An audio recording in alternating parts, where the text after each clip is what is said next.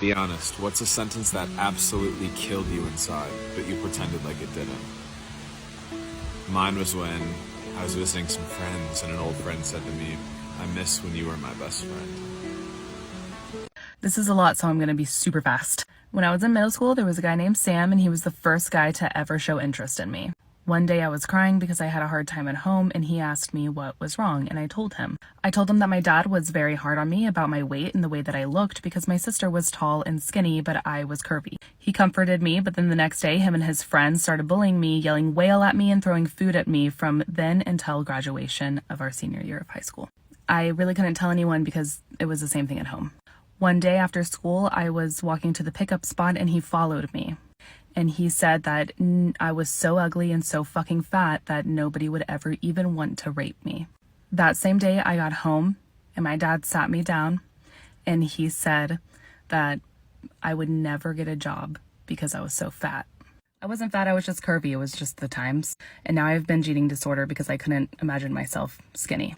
So mine came via text message right there telling me to go access my health chart. I had an appointment with my doctor 2 days later to go over these results, but this is basically what I saw. So I was home alone, even though my daughter only lives with me, but I didn't have anyone with me. I was Googling like crazy, trying to figure out what that meant.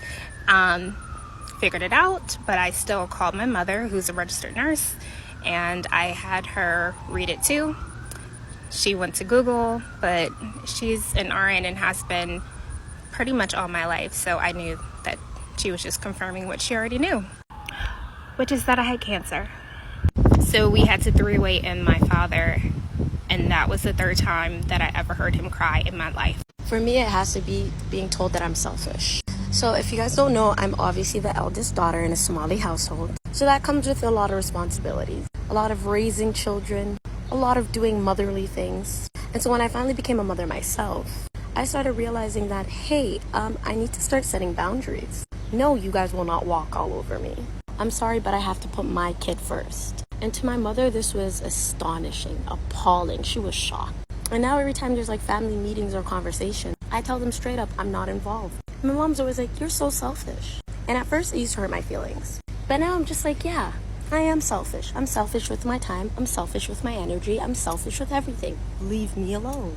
My ex would constantly give me the silent treatment if I didn't do what he wanted me to do, and he would always threaten to leave me if I ever tried to stand up for myself. So one day I find out that I'm pregnant with our second child, and I am so excited. I can't think about anything else. So the next day I'm taking him to work. I'm sitting on the driver's side. He's sitting on the passenger side. And before we even pull off to take him to work, I say, I'm pregnant. And he looks at me and says, it doesn't matter. I'm still leaving you, so it doesn't matter. And I looked at him and I was just like, oh, I know.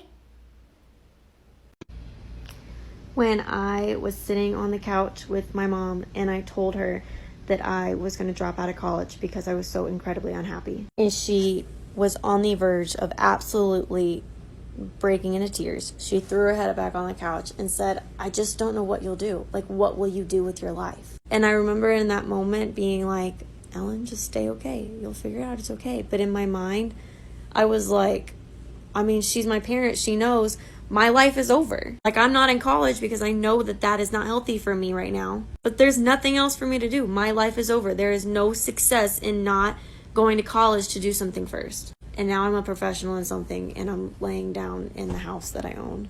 And I wouldn't say my life is perfect, but I'm way happier than I thought I would be when I was 20 years old dropping out of college because I was depressed. Hurt people hurt people.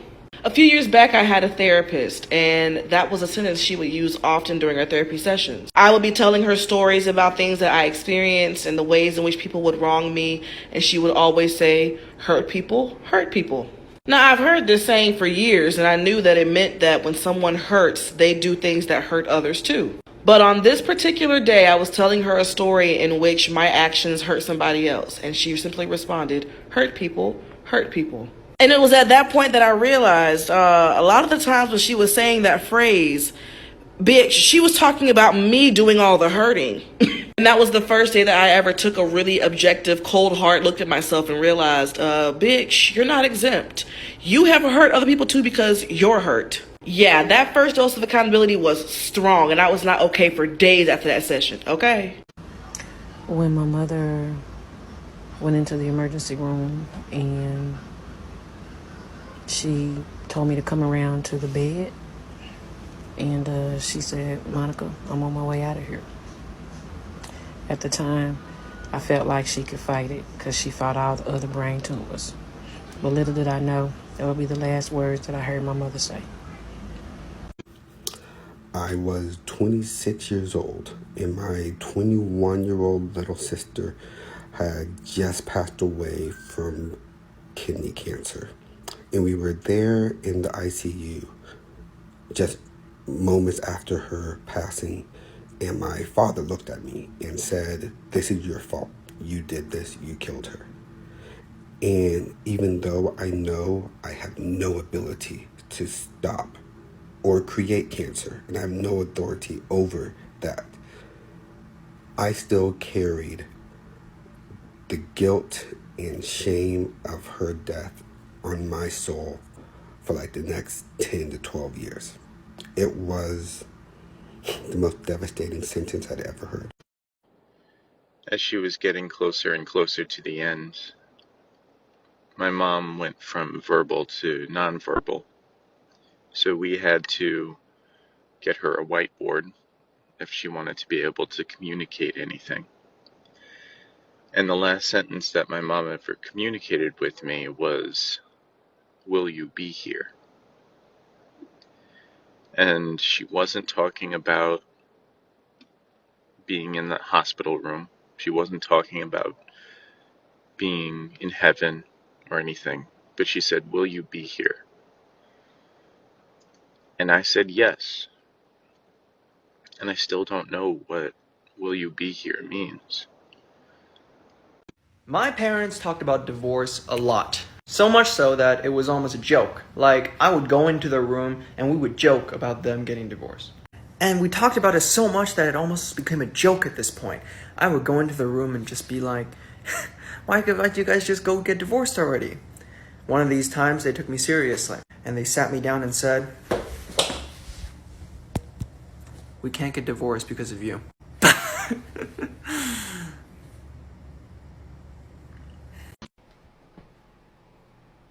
I had a heart-to-heart with my most recent ex and just talked about things, and he revealed to me that in the beginning of the relationship, he thought I was annoying.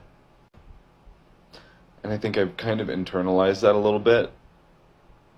It's been really hard to make friends, to get people to commit to plans and to actually hang out. And I've had this thing in the back of my head where it's like, I don't know what I'm doing wrong, and it must be something, and he's probably right, and it's hard to unpack that, I think. Mine was when my mother said to me, "Sandra, you're not pretty, but you have something special." My own mother said that I am too combative. Beyond the painful racial undertones that these words have been used against me with in the past, like, it genuinely just disregards like a lot of the things that I've gone through and had to navigate as a kid. Growing up as the youngest and only queer kid in my entire family, like, felt like, I was to be seen and not heard. I felt like I had to shrink myself for years. I felt like I've had to bury myself deep down. And the result of that was me having to develop this like means of being able to advocate for myself because I didn't feel seen. And yeah, sometimes people will mistake that assertiveness for all that I am, continuing the not seeing me part. So it's really hurtful sometimes, but we ride, bro. As for me, when someone said, "Oh, she's just vibing and dancing in front of a man who's fighting for his life," that hurt me so much because I lived with my husband for 32 years And since he had 3 strokes, I took care of him for the past 9 years. Actually, with me and my kids. And on top of that, we took care of his parents while he was fighting for his life. So please, don't say that. I've been pretending that this one didn't kill me on the inside for 1.5 years on this app. So here's the truth. I want a divorce. Destroyed me. Still hurts. No, doesn't want it to be even to my parents. And you know, I was born with a very rare disability called encephaly, which causes cerebral palsy and epilepsy. The doctors told my parents that I wouldn't walk, talk, or be a normal kid. Thank God they get listen to him, and now I walk, talk, and in college, so. For my graduation party, my dad asked me how many friends I was inviting because I needed to know how much pizza he needed to order.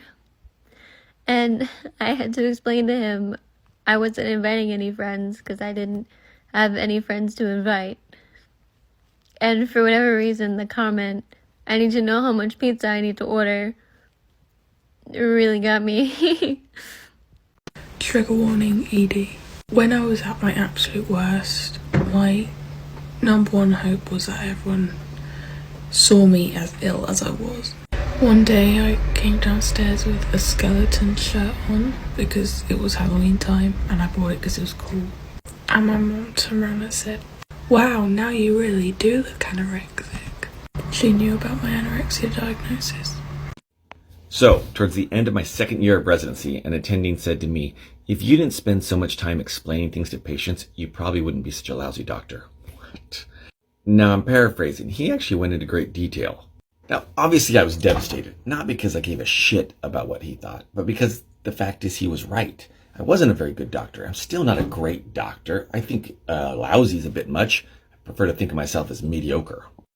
But at the end of the day, I spent close to a week pondering, strategizing, desperately looking for any way that I could quit medicine and pay back my school loans, doing anything else.